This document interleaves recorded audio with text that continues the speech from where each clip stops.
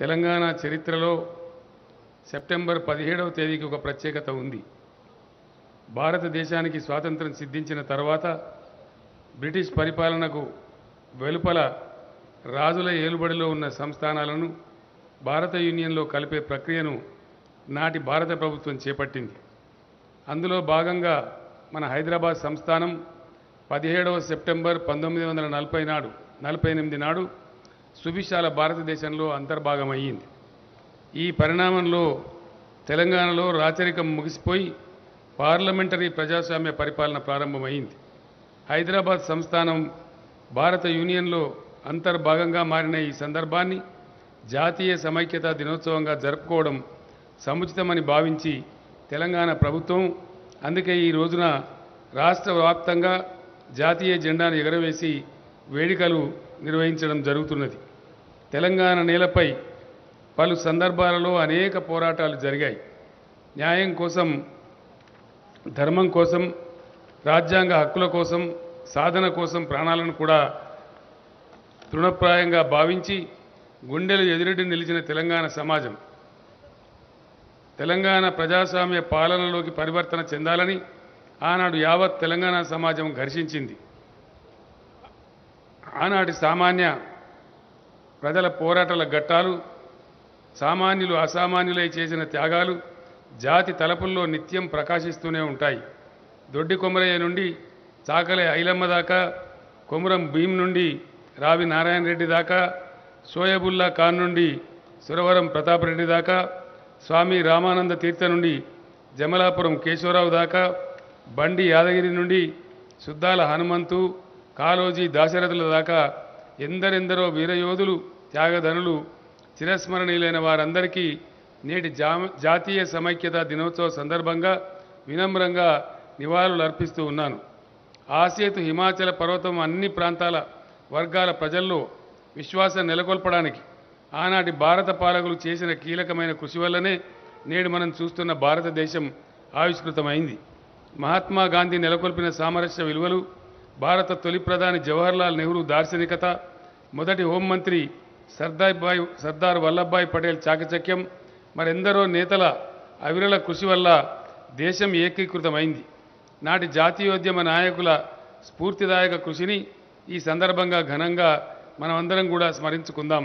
సమైక్య పాలకుల ఆధిపత్యాన్ని ఎదిరించి తెలంగాణ ప్రత్యేక రాష్ట్ర సాధన కోసం ఉద్యమ బావుట ఎగరవేశాం.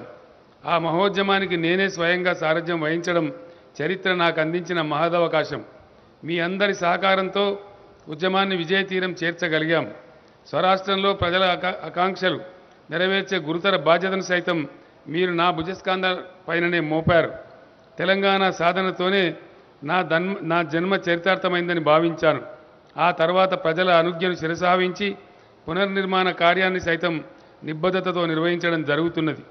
2014 జూన్ 2న తెలంగాణ రాష్ట్రం సాకారమైన నాటి నుంచి జరుగుతున్న అభివృద్ధి సంక్షేమ కార్యక్రమాలు యావత్ దేశానికి ఆదర్శంగా నిలిచాయి. నూతన రాష్ట్రం తెలంగాణ అనుసరిస్తున్న విధానం సమగ్రమైనదని, అన్ని వర్గాల ప్రయోజనాలను నెరవేరుస్తూ సాగుతున్న సమ్మిళిత సమీకృత అభివృద్ధి నమూనా ఆదర్శవంతమైనదని యావత్తు దేశం ప్రశంసిస్తున్నది. భారతదేశం విభిన్న మతాలు, సంస్కృతులు, జాతులు, భాషలు, కులాలు, తెగల సమ్మేళనం, భౌగోళిక ప్రత్యేకతలకు నిలయం. జాతీయ సమైక్యత అనేది రాజకీయ, ఆర్థిక, సాంఘిక, సాంస్కృతిక, మనోవైజ్ఞానిక రంగాలకు సంబంధించిన అంశం. జాతీయ సమైక్యతకు ఎదురవుతున్న సమస్యలను విశాల దృక్పథంతో పరిశీలిస్తే వాటిలో ముఖ్యమైనవి ఆర్థిక సమస్యలేనని మనకు స్పష్టమవుతున్నది. 76 సంవత్సరాల స్వాతంత్రం తర్వాత కూడా ఇప్పటికీ ఆర్థికంగా వెనుకబాటుతనం, పేదరికం, నిరుద్యోగం, సాంఘిక వివక్షలు మన దేశాన్ని పట్టి పీడిస్తూ ఉండడం దురదృష్టకరం. ఈ రుగ్మతలను పాలదోరడంతో పాటు ప్రజల అవసరాలు, ఆకాంక్షలు తెలిసిన తెలంగాణ ప్రభుత్వం అందుకే రాష్ట్ర సత్వరాభివృద్ధికి సంపద పెంచాలి, పెరిగిన సంపదను అవసరమైన వర్గాలకు పంచాలి అనే ధ్యేయంతో తెలంగాణ ప్రభుత్వం ముందడుగు వేస్తున్నది. మానవీయ కోణంలో పథకాలను రూపొందించి అమలు చేస్తున్నది. సకల జనులకు సంక్షేమ ఫలాలు అందిస్తున్నది.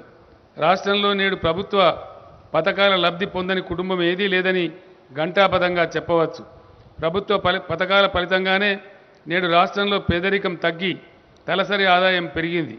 2015-18 నాటికి తెలంగాణలో 13.18% ఉన్న పేదరికం 2019-21 నాటికి 5.88% దిగివచ్చింది. మరో వంక తలసరి ఆదాయంలో దేశంలో తెలంగాణ నంబర్ 1 స్థానంలో నిలిచింది. నిరంతరం శ్రమించి రాష్ట్రంలోని అన్ని రంగాలను బలోపేతం చేయడంతో పాటు అభివృద్ధి అంటే ఏమిటో అనతి కాలంలోనే దేశానికి చాటి చెప్పగలిగాం.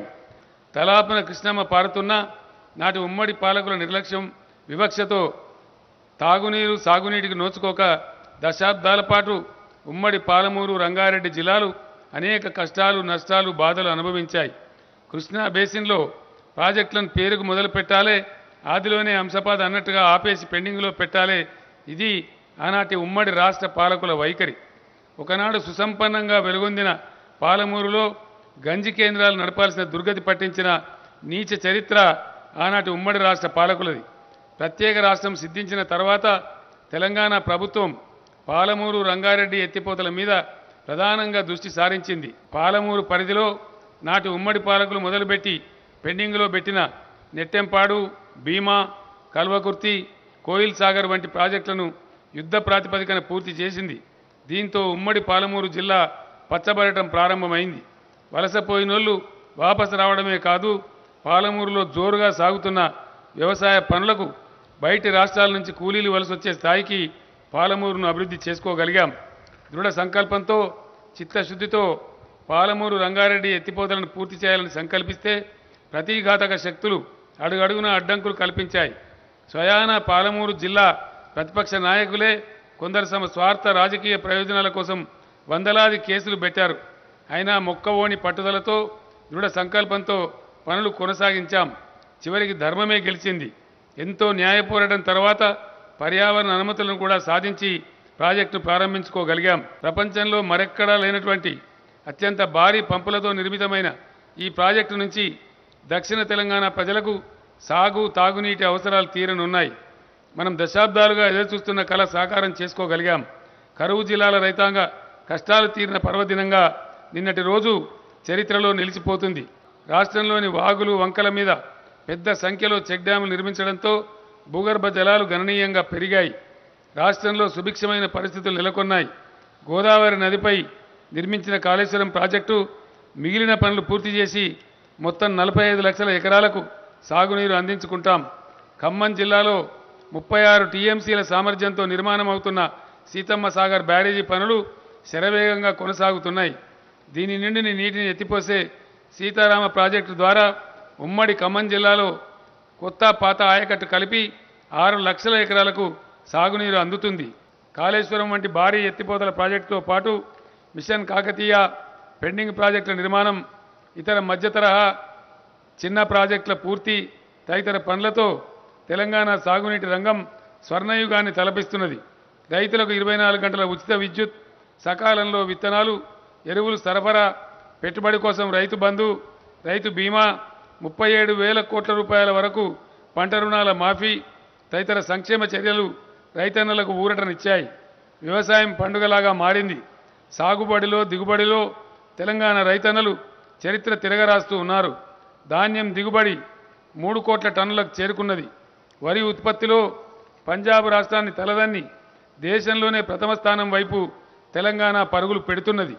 తెలంగాణ రాష్ట్రం శాశ్వతంగా సంపూర్ణంగా సుజల సుఫల సుసంపన్న వ్యవసాయ రాష్ట్రంగా విలసిల్లేందుకు గాను కాళేశ్వరం, సీతారామ, పాలమూరు ఎత్తిపోతల పథకాల్లోని మిగిలిన పనులను వెనువెంటనే పూర్తి చేసి కృషిలో పూర్తిగా నిమగ్నమై ఉంది.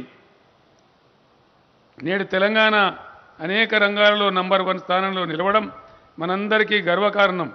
అనతి కాలంలోనే విద్యుత్ రంగ సంక్షోభాన్ని అధిగమించి అన్ని రంగాలకు 24 గంటల పాటు వ్యవసాయానికి పూర్తి ఉచితంగా నాణ్యమైన విద్యుత్ సరఫరా చేస్తున్న ఏకైక రాష్ట్రం దేశంలో తెలంగాణ మాత్రమే. తలసరి విద్యుత్ వినియోగంలో దేశంలో తెలంగాణ నెంబర్ 1. 3,12,398 రూపాయల తలసరి ఆదాయంతో దేశంలోనే తెలంగాణ నంబర్ 1. ఇవాళ మిషన్ భగీరథ 100% ఇండ్లకు ఉచిత నల్లాలు బిగించి స్వచ్ఛమైన సురక్షితమైన తాగునీటిని సరఫరా చేస్తున్న ఏకైక రాష్ట్రం దేశంలో తెలంగాణ మాత్రమే.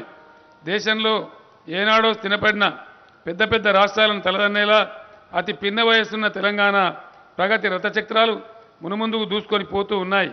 ఇప్పుడు దేశంలో ఏ ప్రాంతంలోనైనా ఎవరి నోట విన్నా తెలంగాణ మోడల్ మారు మోగుతున్నది. తెలంగాణ ప్రజలందరి చల్లని దీవెనలతో ఈ ప్రగతి రథచక్రాలు మరింత జోరుగా ముందుకు సాగుతూనే ఉంటాయి. దీనికి అడ్డుపడాలని ప్రయత్నించే ప్రగతి నిరోధక శక్తులు పరాజయం పాలుకాక తప్పదు. మన సమైక్యతే మనకు బలం. ఈ జాతీయ సమైక్యతా దినోత్సవ వేళ బంగారు తెలంగాణ సాధనకు ఒక్కటిగా కృషి చేద్దాం. తెలంగాణ ప్రగతిని ఇదే విధంగా కొనసాగిద్దాం. యతో ధర్మస్తతో విజయ. జై తెలంగాణ.